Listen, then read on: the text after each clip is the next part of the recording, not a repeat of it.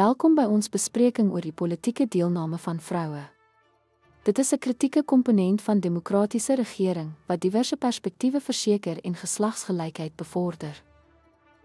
Histories, vrouestemregbewegings in die 19de en 20ste eeue het beduidende vooruitgang gemerk.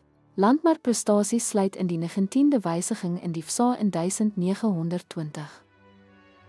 Vandag sien ons 'n toenemende aantal vroue in parlemente en politieke ampte wêreldwyd. Noemenswaardige vroulike leiers sluit in Angela Merkel en Jacinda Ardern. Ten spyte van vooruitgang bly daar steeds hindernisse vir vroue se politieke deelname. Maatskaplike en kulturele norme beperk dikwels vroue se rolle en ekonomiese ongelykhede beïnvloed veldtogbefondsing. Geslagsgebaseerde geweld en teistering in politieke omgewings hou ook beduidende uitdagings in. Hierdie hindernisse moet aangespreek word om gelyke deelname te verseker.